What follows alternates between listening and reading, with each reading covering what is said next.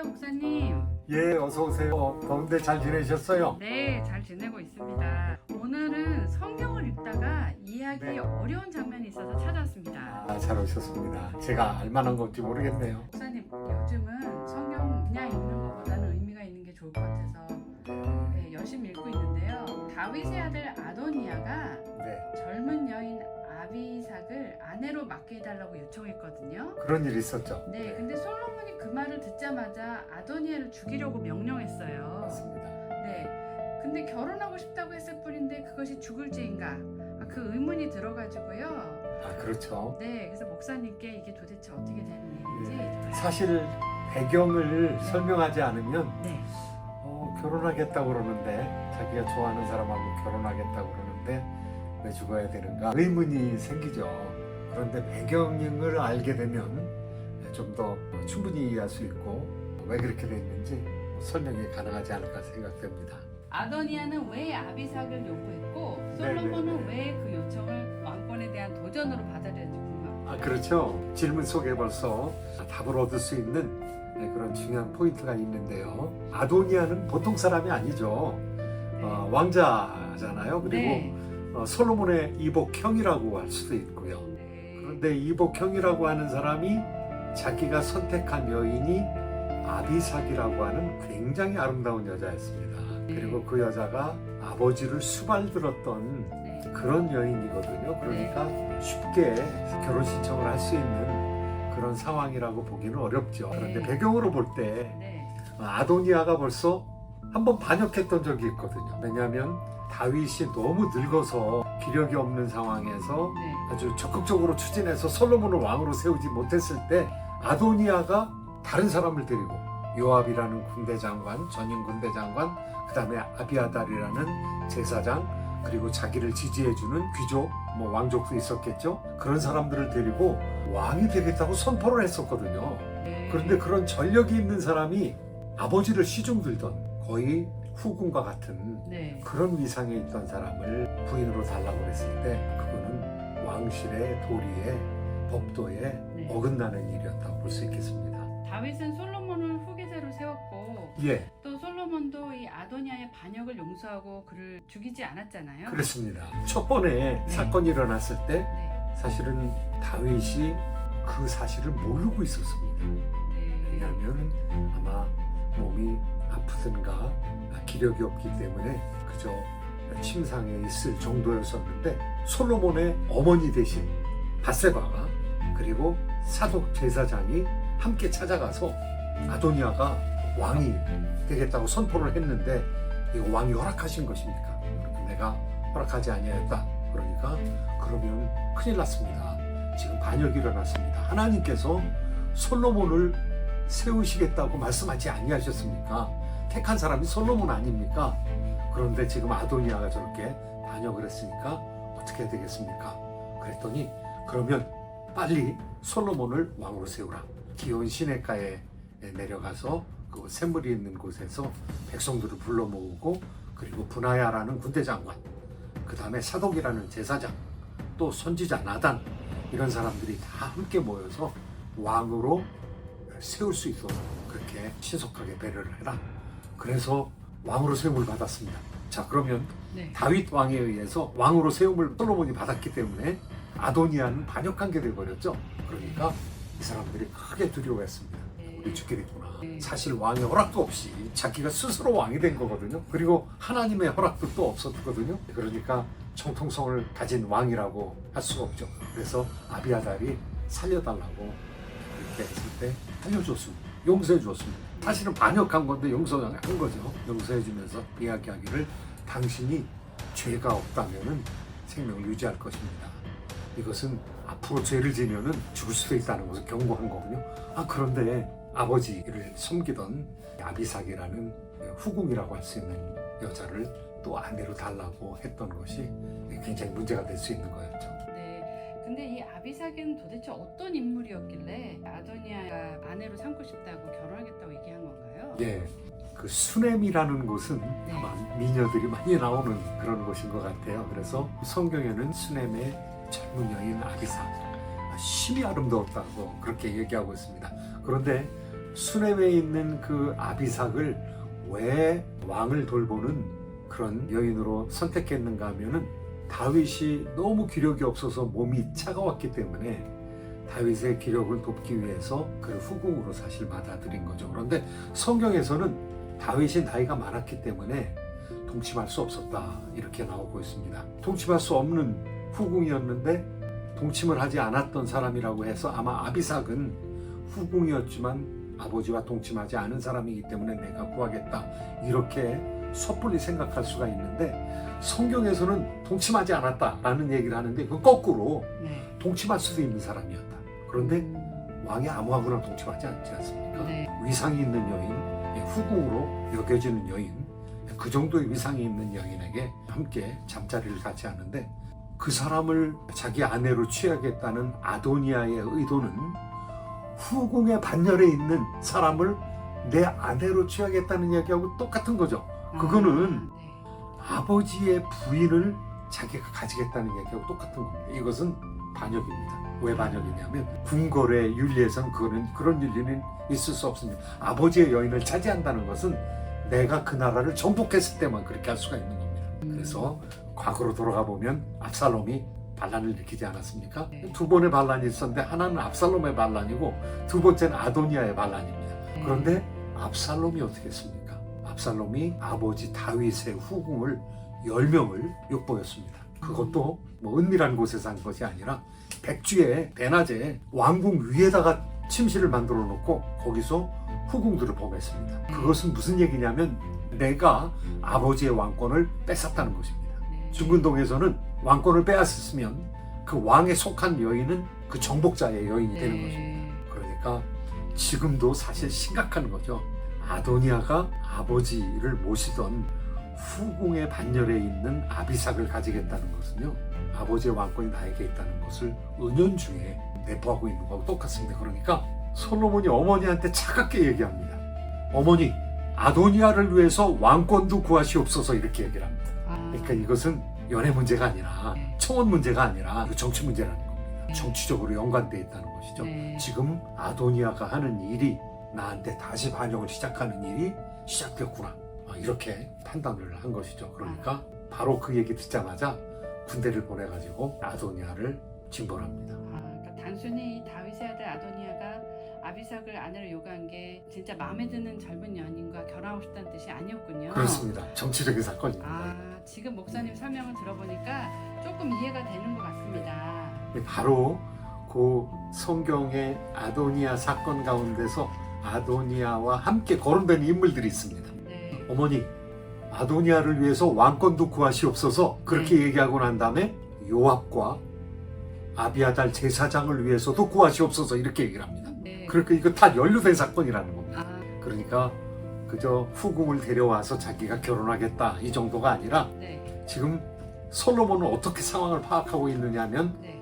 아도니아가 혼인하는 일이 이게 반역인데 이 일은 요압과 아비아달에게도 관련이 되어 있다. 이 사람들이 다시 일을 꾸미고 있구나라는 것을 확실하게 파악을 한 겁니다. 네. 솔로몬이 지혜로 지금 나라의 뒤에서 벌어지고 있는 그런 음모를 간파한 것이고 그것에 대한 적절한 정치적인 대응을 한 것이죠. 제가 다시 한번 알아들은 걸 설명한다면, 그러니까 이 아비삭과의 혼인을 통해서 다시 정치적 기반을 확보하렸던 거군요. 맞습니다. 예, 제대로 파악하셨습니다. 네.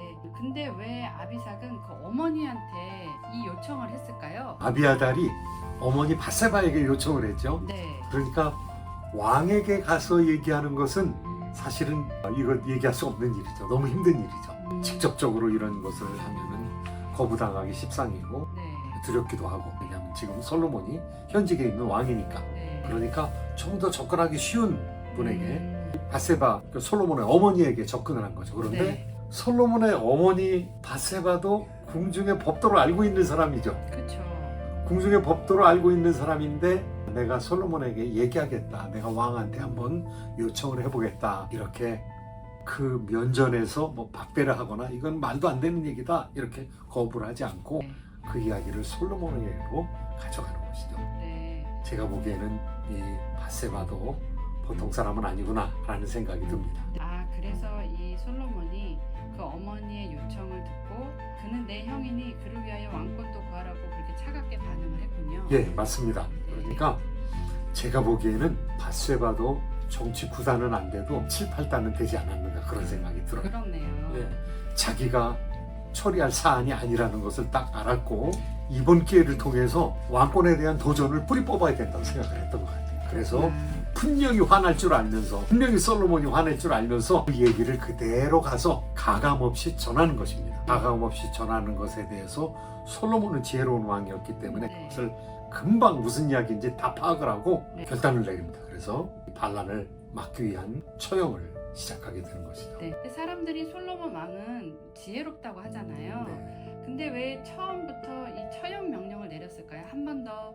경고하거나 뭐 조사하고 그랬으면 더 좋지 않았을까요? 예, 제가 보기에는요 이미 경고를 했었습니다. 첫 번에 자기가 스스로 아버지의 허락도 없이 하나님의 허락도 없이 왕이 되었을 때 크게 잘못했던 거죠. 그런데 그때는 솔로몬이 그날에 같이 왕이 됐기 때문에 아직 왕권이 충분히 공고화되지 않은 상황이었거든요. 그런데 이런 사건이 일어난 것은 거의 한 3년 정도 지나서입니다. 네. 3년 정도 통치하면서 이제 왕권이 공고화됐고 이번 기회는 여기서 뿌리 뽑지 않으면 다시 두 번째 반란이 일어날 것이다 라는 생각을 네. 가지게 됐던 거죠. 그래서 네. 그 일이 있자마자 군인을 보내가지고 분하야라는 군대 장관을 보내가지고 처형을 하게 됩니다. 네. 그리고 이어서 요압이라는 군대 장관, 네. 전임 군대 장관이죠. 그 사람도 처형을 하게 됩니다. 그리고 아비아달은 아버지와 함께 고생하면서 광야에서 제사장 노릇을 했던 사람이기 때문에 너는 고향으로 돌아가라. 네. 너는 더 이상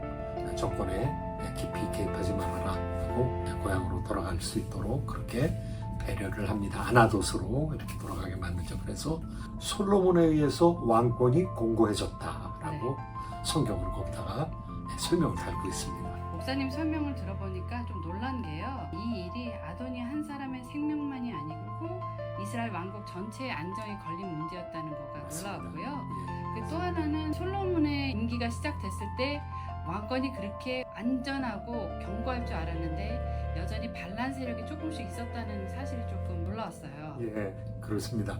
그 솔로몬이 왕권을 받았을 때 사실은 아버지가 유언을 합니다. 요압은 평화로운 때에 장군을 2명이나 죽인 사람이다. 그러니까 자기 동생 아사엘이 죽은 것 때문에 장군을 북쪽에서 평화하기 위해서 온 장군을 하나 죽였고요. 네. 또 다른 장군을 화해하기 위해서 온 사람을 또 죽였습니다. 그래서 그런데 내가 힘이 충분치 않아서 나의 혈연 관계에 있는 요압을 내가 어떻게 하지 못했다. 그런데 너는 지혜로운 자이니까 찬스가 있으면 요압을 평안히 죽지 못하게 하라. 이렇게 유언을 합니다.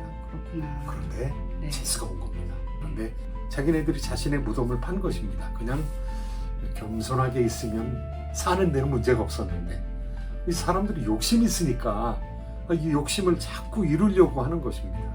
왕이 되겠다고 하는 겁니다. 아도니아가. 그리고 이 사람들은 정말로 권력을 충분히 누렸던 사람들이에요. 요압이나 아비아달은 권력을 충분히 누렸던 사람들인데 다시 부상하고 싶은 거예요. 나이도 많이 들으셨는데 은퇴를 해야 되는데 계속 권력의 맛을 보고 싶은 거예요. 그런데 그 마지막엔 비참하게 인생이 끝나고 마는 것이죠. 이 하나님의 뜻을 기다리는 것보다 스스로 왕이 되려고 했던 아도니아가 조금 안타까운데요. 결국 이 사건이 단순한 권력 투쟁이 아니고 정치적 수청이라고 볼 수 있을까요?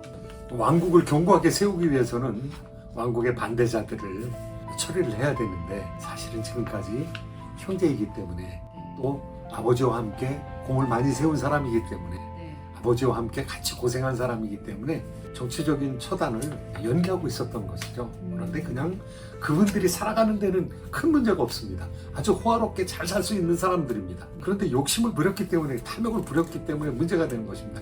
이것은 단순히 인간적인 차원에서만 아니라 하나님과 관계에 있어서도 문제입니다. 왜냐하면 하나님께서 왕권을 세우실 때 하나님께서 허락한 사람을 왕으로 세우라고 그랬거든요. 그런데 솔로몬을 여디디아라고 했거든요. 하나님께서 사랑하신 자라는 뜻입니다.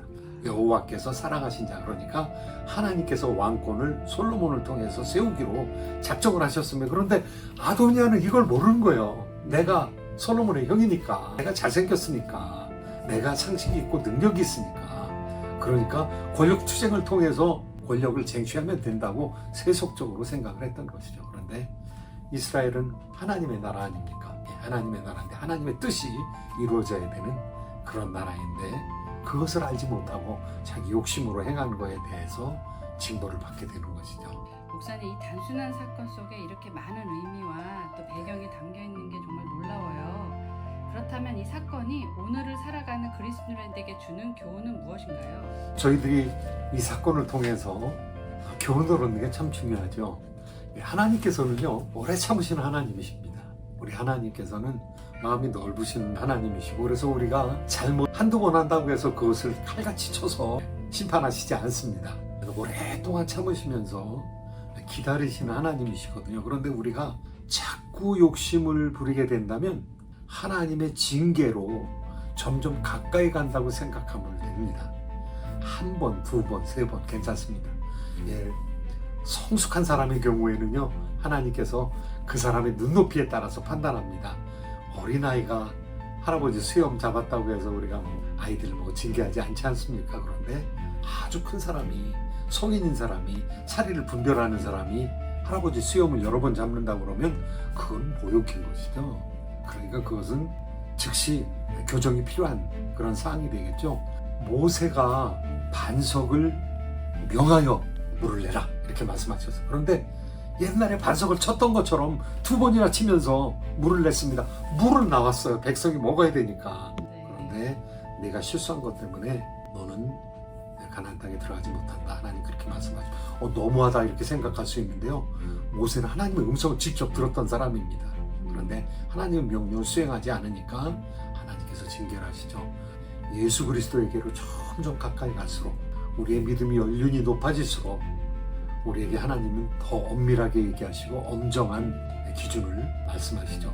우리가 어린아이가 되어서는 실수 많이 할 수 있습니다. 그런데 실수를 반복적으로 해서는 안 됩니다. 용서받았다고 해서 용서가 실수에 대한 면죄부, 실수에 대한 허락증으로 생각해서는 아니 되는 것이죠.